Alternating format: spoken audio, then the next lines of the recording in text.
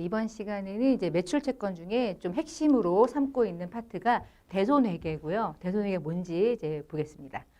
매출 채권이라는 게 발생이 됐다고 좋을 게 없는 게 많이 있으면 뭐예요? 못 받으면 끝이지. 사실 의미 없어요. 어음도 받았는데 부도 나면 의미 없듯이 뭐 받는다고는 하지만 대부분 거의 50% 이상은 못 받아요. 상대가 거의 뭐 죽은 상태이기 때문에 받으려고 해봤자 뭐 어디 들어가 있고 못 받고 도망가고 막 이러니까. 그래서 채권이라는 게 결국은 손실이 일어날 수 있어. 못 받으면 대손이 발생되거든요. 그래서 채권이 불확실한 상황에 이르렀을 때 우리가 대손이다라고 부르고요.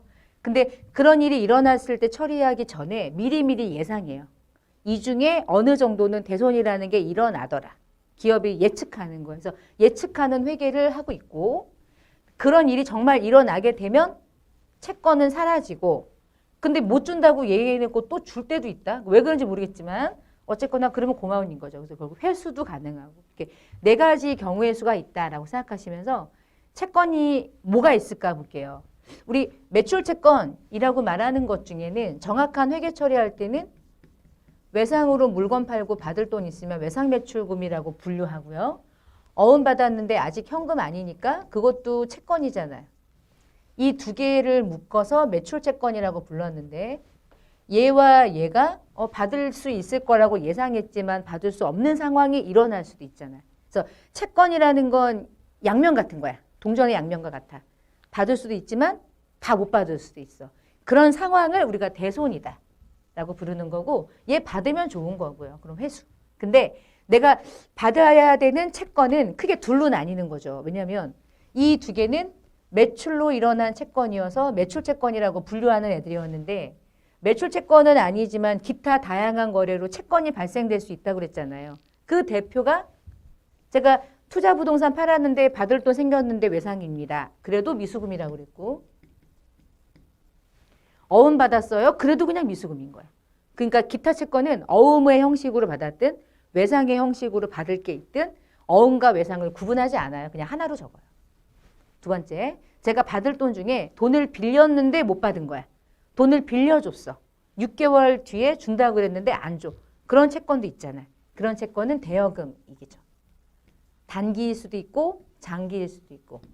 채권이라는 건 내가 누군가에게 받아야 할 권리인데 그 받아야 할 권리의 원천이 매출로 일어나면 매출 채권. 매출이 아닌 그 이외의 거래로 일어나는 채권은 대표가 얘, 두 번째 대표는 얘 이런 거. 또 있을 수도 있다.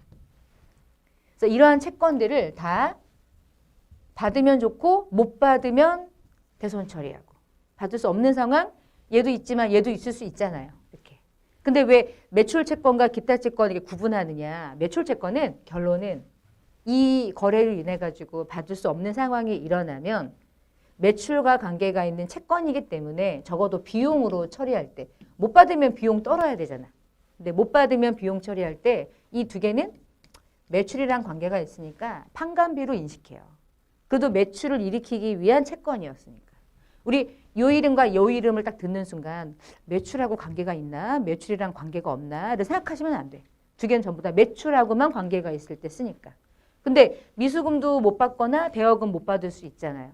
근데 얘는 매출이랑 관계 있어요? 얘네들의 특징은 매출하고는 전혀 관계없다 이거지. 매출이랑 관계 있으면 얘거나 얘였겠지. 그래서 얘네들은 기타 채권이라고 구분하고요. 얘네들도 받을 수 없거든요. 받을 수 없게 되는 그런 상황이 일어나면 비용 처리할 때 판관비 처리 안 해요. 얘는 뭘로 처리하냐? 계속 얘기하는 거야 이제부터. 영업외 비용으로 처리해요. 그러니까 얘네들이 나중에 이런 일이 일어났을 때 처리하는 방법이 달라지기 때문에 매출 채권, 아닌 채권을 구분하는 거예요. 이게 이제 채권의 대손의 이제 출발이 되고요. 그래서 화면에 보시면 이거 더본코리아 건데 너무 말하면 그러니까 그냥 걔 거라고 생각하고 자 매출 채권 밑에 대손 충당금 있죠.